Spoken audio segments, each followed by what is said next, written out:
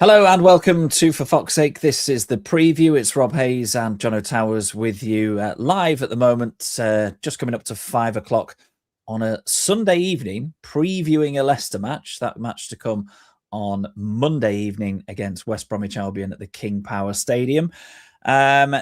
Really glad we've got Jono on the show today, because those of you who have subscribed to forfoxsake.news will be seeing an article from Jono's perspective going live on the website tomorrow concerning the upcoming planned boycott organised by some fan groups at the King Power Stadium for the West Brom game. So we'll get Jono's thoughts on that and a sort of sneak preview to his article in a couple of moments' time. forfoxsake.news is our new website. This is the second show of the new year. Our last two shows were called Happy New Year ? That was just before the new year.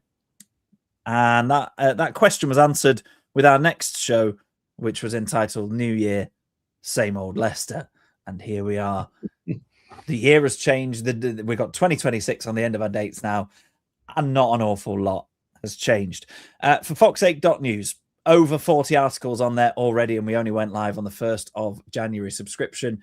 If you pre-registered, you should have received an email. Your subscription will be discounted to £4 a month, or just £40 for the entire year. If you didn't manage to get round to doing that, it's still extremely good value for money. £5 a month or £50 for the year. You'll see articles largely from myself and Andy. Pete gets involved with the sort of more romantic stuff like quizzes and top 100 Leicester players of all time. He likes a big feature like that, Pete. And we also have got a regular fan column. The first piece that came on was from James Turrell, who was on the show with Pete the other day. Regular sight and sound on For Fox's Sake over the last 18 months or so. And the next piece, as I've just mentioned, is coming from Jono tomorrow about the upcoming boycott at the West Brom game. So let's go straight into that, because I think on the field things are very similar, and we will touch upon things in a few moments' time. But let's go in with the big story that's going to be grabbing the headlines on Monday night against West Brom. Don't give too much away, John, because we want people to subscribe to the website and read your article. But just overall, summarize your thoughts on the boycott. And I like the way that you've titled your piece, as sort of the view from the stands, if you like. Yeah, I think it was something that I felt I wanted to voice, to be honest, after the Derby match and the banner that that went out that everyone's aware of about sacking the board, etc. And then the aftermath of that, to be honest. I think it was the first time I'd witnessed in the King Power, certainly, fan unrest in terms of blue on blue unrest, where things got slightly ugly, and the banner was unveiled very close to where we sit. We're just to the side of SK1. So we saw everything very, very clearly. And I was with my son, who's only 8 years old. And it unsettled me a little bit that, the police got involved and people got escorted out and things got a little bit ugly. And it was the first time I've witnessed that personally. I've heard, accounts of other things happening at away games and stuff. But yeah, I thought it was something that I wanted to sort of put down as an article on For Fox's Sake, just to air a few of my views on, what I saw there, as well as obviously, the views that a lot of the fan base have on the current ownership and the direction that we're going in, etc. As well as, Top's interview back in November, and whether that was just, a load of words, and really, are there any actions behind it? And I think my article kind of goes into exploring both sides of the argument, to be honest. I do understand the frustrations and the need for some fans to air their views in terms of a boycott. I'm not going to be boycotting. I'll make that clear straight away. Partly because I don't think it's quite time to do such a thing. Now, I understand the frustration from lots and lots of fans to say, look, Top hasn't been visible. He said what he said in November. we haven't seen much happen since then. So I get all of that. And however, on the flip side of that, my article kind of puts down my kind of feelings on it, which are that what Top was articulating back in November is acknowledging the fact that there were some mistakes made. That's an understatement, as well as wanting to reconnect with the fans. So I want to give him time to be able to make that work, I suppose. And I think, you know, from my perspective, the clock is ticking in terms of what Top has said in terms of restructuring and making the difference in the board and everything else. So in my mind, the clock is ticking and action needs to happen soon. However, I think right now, I think it's a bit premature to be starting to ask questions about what's going on. I think a message from the board now would be helpful as an update, as a Happy New Year message from Top, so to speak, and say, look, things are moving on, and give us a kind of a broad update on things. That would be really, really welcome. If anyone's at the club that's listening, I think that they should take that on board and try to look at a more regular update from them in terms of what's going on. So yeah, I mean, I think from my perspective, things were ugly when I saw what I saw at the KP, and it really sort of opened up my eyes a little bit more to the fact that there is quite a significant divide in the fan base in terms of some really, really gunning for Top and King Power to leave and move on, and others that have still got a lot of goodwill for Top. And I think my view is that there's still the majority of the fan base have still got an amount of goodwill for King Power and Top. So I would only ask, in terms of the boycott, why are we doing it on a Monday night match where there's potentially, when we're on TV as well, where potentially the numbers will be dropping anyway, naturally, because people might stay at home because it's a work day, and we're also on TV, whether boycotting a game like that actually will have the significant impact that they want it to have. So I get the idea of having a boycott, but I wonder whether there's other things that we, you know, as a fan base, we could look at to try and get answers and try to get movement in the right direction from the board above. And one of these is to air views on platforms like this, I guess, and contact the club directly. I know that some fan bases have done that, but yeah, I just feel like it's maybe a little bit early for the boycott, in my view. Yeah, it does seem quite an extreme step, and what we're interested in here at For Fox's Sake is gathering the opinions of lots of different people, so that you've just heard Jono's opinion, and you'll read that in his article on forfoxsake.news tomorrow. If you are watching live, please feel free to comment your thoughts right now on the boycott tomorrow evening and the wider sort of situation around fan unrest. I mean, we will bring it round in a few minutes' time. This is a preview show. We'll bring it round to how it might impact things on the field against West Bromwich Albion. But also, if you're watching or listening back at a later date, then there's plenty of ways for you to get involved in the conversation as well. Have a look on social media, or again on forfoxsake.news. We're running polls on there just to try and cover the view of the entire fan base, really, because here at For Fox's Sake, I don't necessarily think that we're not here as representatives of fans. We're not a fan group. We are now an organisation run by 3 Leicester City fans who also happen to be 3 qualified sports media and sports journalism professionals. And Andy Moore has been working really hard over the last few days to present a balanced view on our website, forfoxsake.news. And he has contacted for comment at King Power Out on X, one of the sort of organisers of the boycott. There's a really interesting piece on their opinions, and also the Foxes Trust have given us comment, and the Foxes Trust comment is kind of similar to the stance that we here at For Fox's Sake are putting across, really, which is fans should be allowed to communicate their feelings, and I personally completely understand why us as a fan base could could feel like we've not been listened to for a while. And it's a kind of give and take relationship. A lot of fans feel like they can't get their voice heard.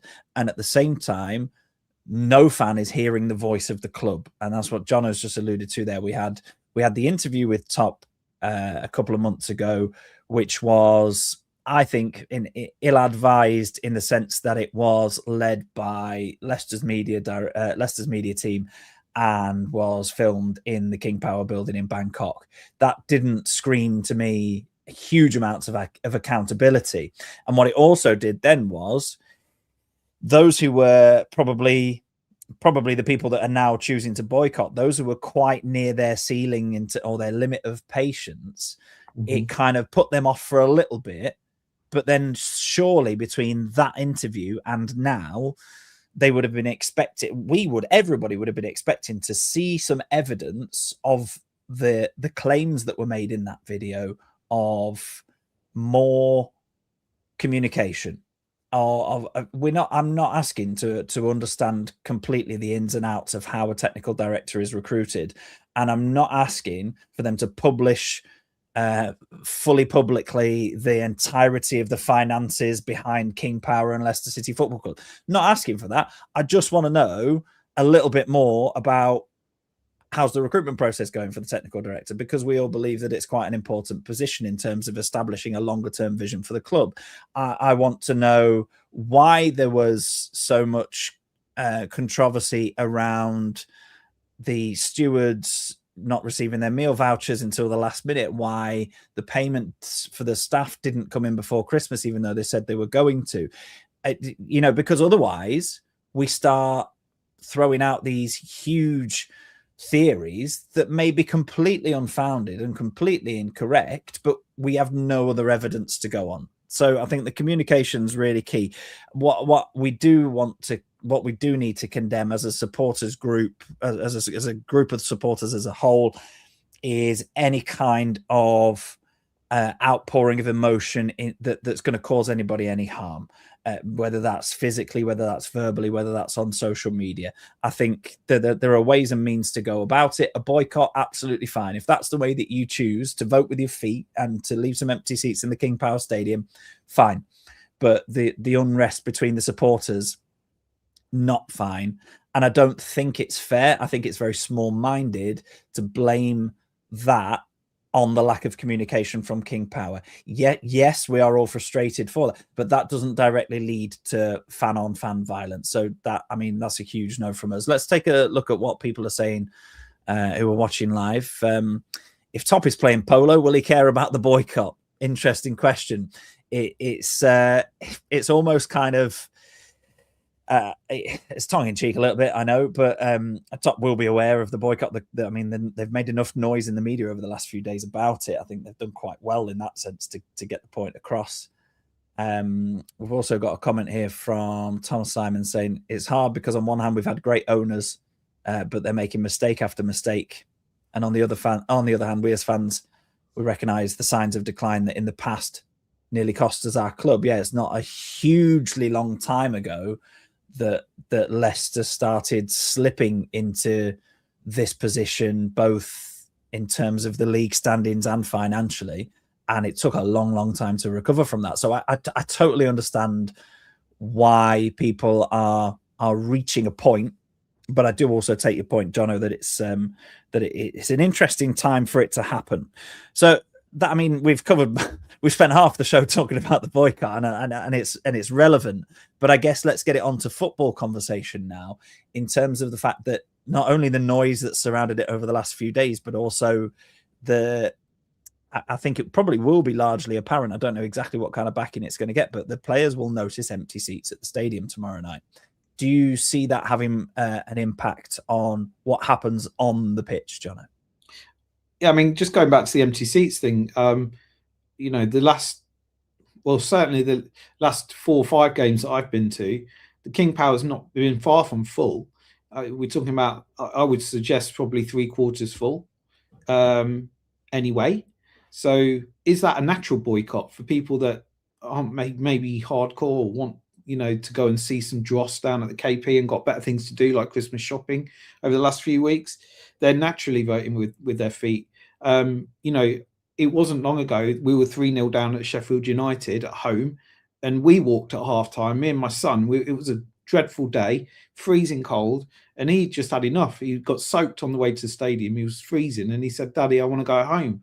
And I was like, "I don't blame you, actually." And we walked out at half time. So that's a natural boycott based on what's going on the pitch. So whether that, it'd be interesting to see, because I'm going to go down tomorrow night, and so it'd be interesting to see what the effect of the boycott is on certain areas of the stadium. I think that there's definitely SK1 area seems to be the area where there's most passionate voices in terms of boycotts and Top and Cape and King Power going, etc.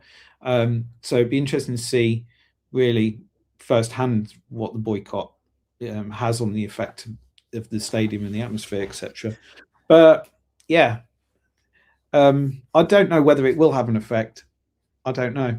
It's difficult, isn't it? Because I think that part of the reason that we were able to beat Derby in the last home game was the fact that the atmosphere was significantly better.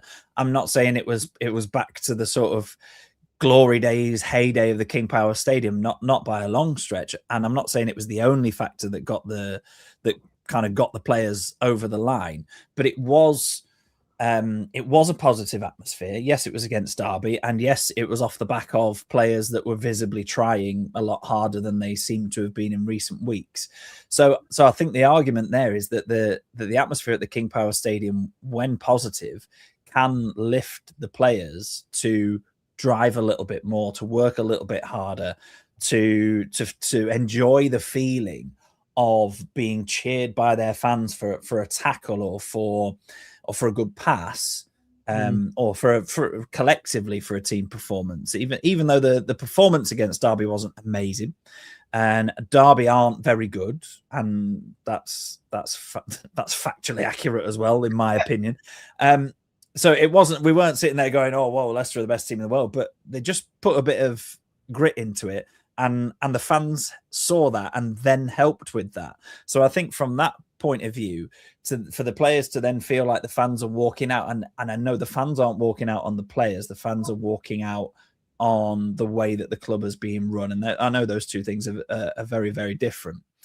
Another comment coming in. Yeah, please do keep them coming in. Davkovsky, a regular viewer live for Fox's sake. Good to have you with us this evening. The board have allowed the fans to influence club decisions in the past to the detriment of the club. The fans and the board have lost all respect for each other. And yeah, but I mean, it's kind of like,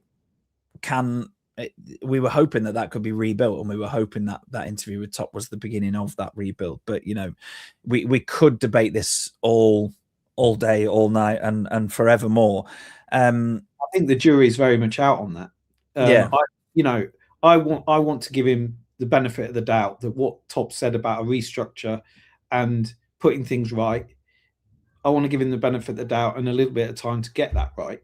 Restructuring a football club you can't do it in 2 or 3 weeks. It's just a month or two. It's going to take until the end of the season. I think there's 2 natural places that we can check in terms of fans. The end of January, has any movement happened? Have we made any good decisions in terms of improving the playing squad for a push up the table? If we haven't, then that's first one. Second one is, at the end of the season, I would have expected, having heard what Top has said, to have movement and things in place at the board level. So I think towards the end of the season, if nothing's happening, we're still floundering around, I think I will be in the camp of calling Top out and calling out the board as well, because clearly at that point what he said back in November wasn't what we were hoping, which is a restructure and a new direction. So yeah, we need something to cling on to, don't we? And Thomas has come back on and said the answer is get rid of players that are stealing a wage and sign a striker and 2 defenders. Now, I think you're right. A strong January transfer window, or at least one that gets rid of a couple of those and brings in a couple of players that we can at least start to get excited about, or that will add real quality to the squad, would go a little way. We're asking for kind of little and often here. No, I don't. I think you're absolutely right. Anybody that thought that a restructuring of a football club would happen in a couple of weeks or a couple of months is very naive. But just give us as fans some little bits to cling on to, or if something's in the pipeline, just like you said, buried inside a Happy New Year message, just put in, oh yeah, we're continuing to work hard behind the scenes. We've held interviews for the technical director role, and it's taking a little bit of time because we want to get the right person in. Just anything like that, just to give us something to cling on to, would really, really help. Let's get back onto the pitch because we're literally 10 minutes from the end of the show. Couple of questions in terms of the lineup for us to talk about. My first one, and it's quite a regular one on the preview. Who starts up front? Because Daka's back from international duty with Zambia. Somehow he got on the bench on New Year's Day, despite only being knocked out a few hours before. He's got one goal in pretty much a year for Leicester, and one goal in virtually 2 years for Zambia. So he's back. Get in. Carranza has obviously gone back to Feyenoord with a view to moving to Mexico. Less said on that loan deal, the better. I think we'll just leave that one there. And then you've got Jordan Ayew, and then you've got Silko Thomas, who started up front against Sheffield United. So who starts up front for you, Jono, and why? Well, I think Ayew probably, based on what I've seen, certainly in the last game. I don't think it really worked with Thomas up front. I think, I'm not quite sure. Well, it certainly wasn't the right decision. Whether it was a message to the board that Marty had done that by putting him in, I don't know. But there's talk of Antonio, and I think that there's a lot of that going around. You would hope that why can't you, he's been training with them for number of weeks. Why can't he have the contract lined up and ready to sign 1st of January or whatever on the, maybe he's holding out for other offers. I don't know, but you would have thought that if he's training with us, happy to sign, get it done and get him in the team. But as usual, we're floundering around a little bit and faffing around, but that's me talking on the 4th of Jan. So maybe it's me being a little bit impatient, but Ayew for me starts up front. Back to how we were against Derby, I think. Yeah, it's the squad's very thin on the ground in pretty much every area, so it ultimately it picks itself aside from one or two youngsters here and there. I mean, I wouldn't be averse to starting Daka. I know he doesn't necessarily bring goals, but what I liked about Leicester's performance against Derby was the willingness to go a little bit longer and a little bit more direct where appropriate.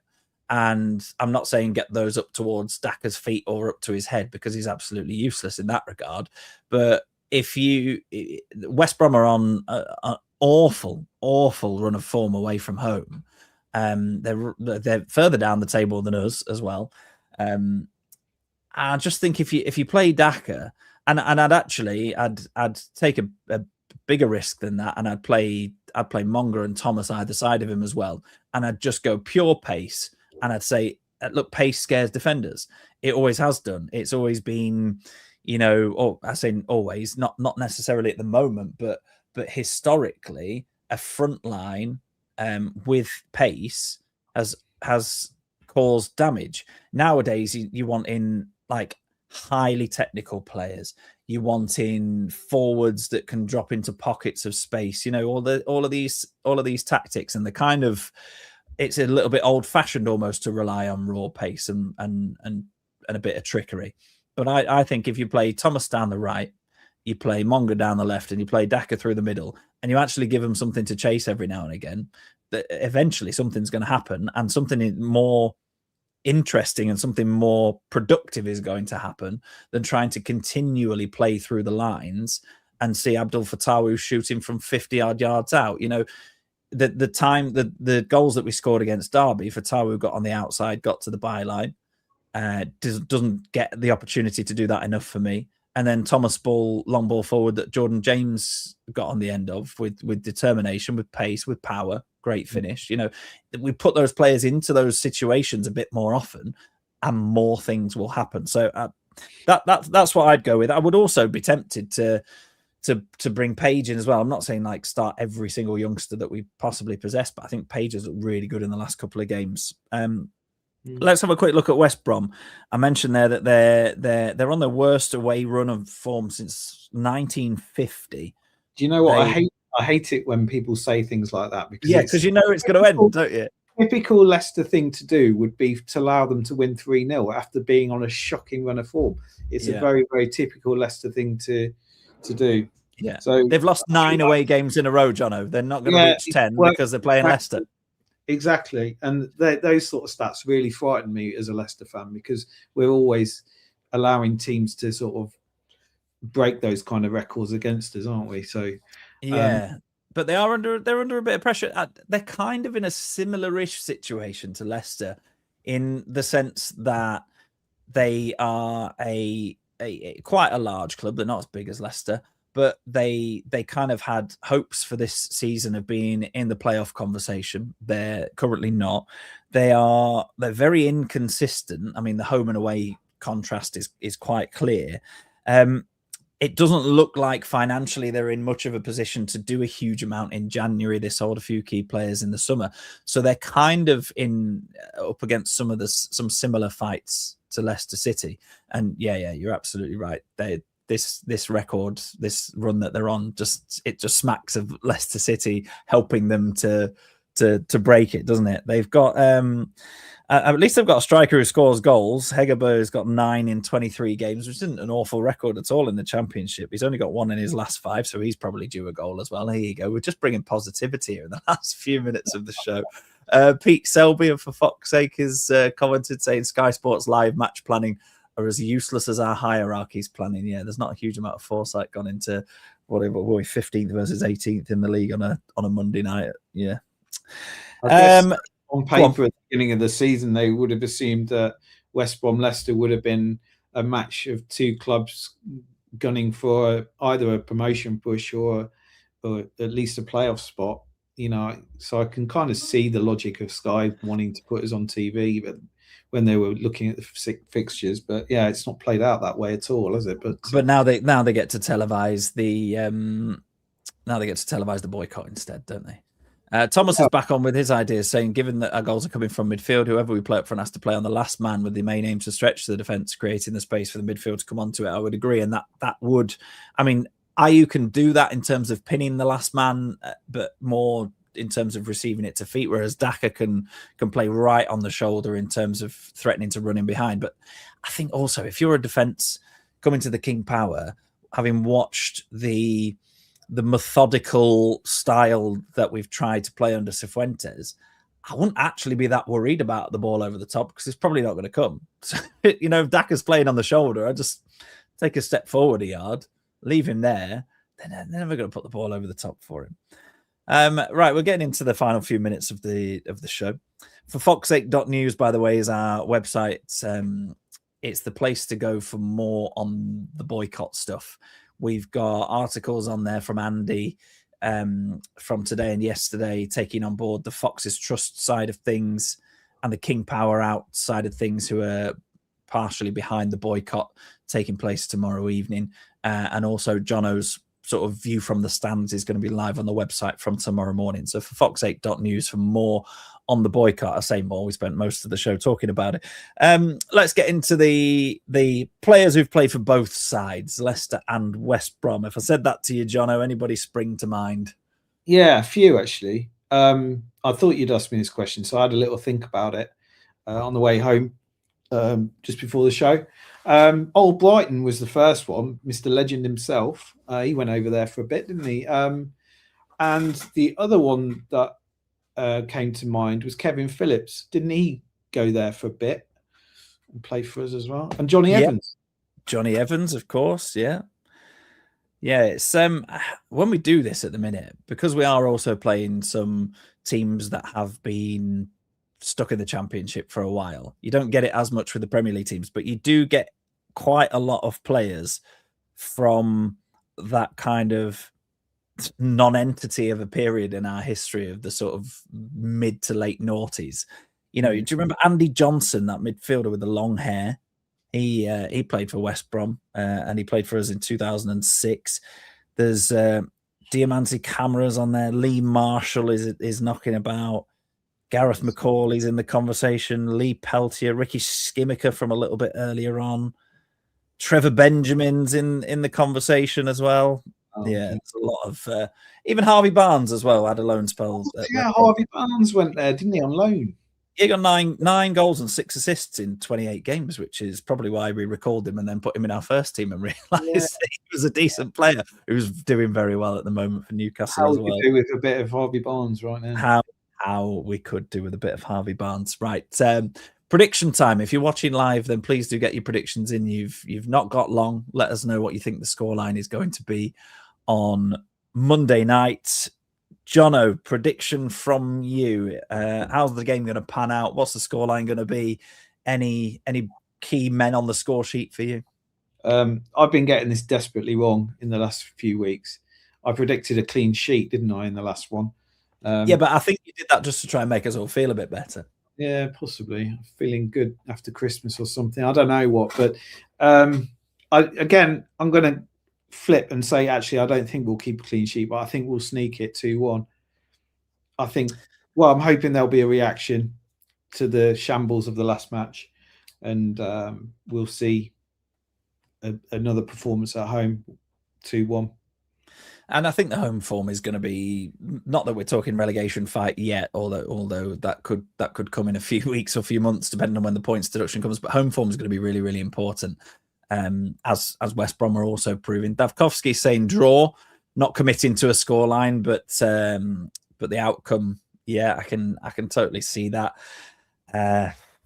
We've got to try and stay positive amongst all the negativity that's surrounding the club and all, the negativity that everybody's feeling in the fan base. I'm going to go the same as you, Jono. I'm going to probably also go for a 2-1. So let's make it, for fuck's sake's, official prediction that's we're aligned on a 2-1. I wanted to go something like 3-2, but I don't see where we get 3 goals from, to be perfectly honest with you. I see us shipping 2. Yeah, one prediction I can make with some certainty is that it won't be pretty. It'll be quite an ugly affair, I'm sure. But yeah. Yeah. So, well, you enjoy it because you're going down. You're not joining in the boycott. You will be there. Let's. I look forward to finding out what the atmosphere is like. I'm missing out on watching it either live or on TV because my five-a-side league starts back up tomorrow night, and that, I tell you what, that might be uglier than Leicester versus West Brom at the King Power, because there's a lot of Christmas weight piled on. We haven't played for about 4 or 5 weeks. It's going to be far from fast paced. So, but I will catch up via every medium possible. Right, that's us. That's us kind of previewing the West Brom game with most of the conversation around the boycott. Very interesting to see what happens tomorrow. One more time, I'll point you in the direction of our website, for foxsake.news. Loads on there around the boycott, balanced from the organisers of the boycott, the Foxes Trust point of view. Andy from For Fox's Sake's dropped his opinion in there. Jono, who you've seen and heard on the show tonight, his fan piece is going on tomorrow morning. So for foxsake.news for pretty much all you need to know about the boycott, really. Ultimately, it is a game of football, and hopefully, Jono, that our prediction comes true and Leicester beat West Bromwich Albion 2-1. There will be a show to respond to that within the next few days. Other upcoming shows, we've got the return of the women's football show, the first show of 2026 with Lily, coming up next week to look ahead to a sort of double header against Tottenham Hotspur. There's a league game and a cup game coming up there. And, it might be a more positive show than listening to us talking about the men's team. So do give that a watch and a listen as well. But from me and Jono, fingers crossed for a 2-0 win tomorrow night.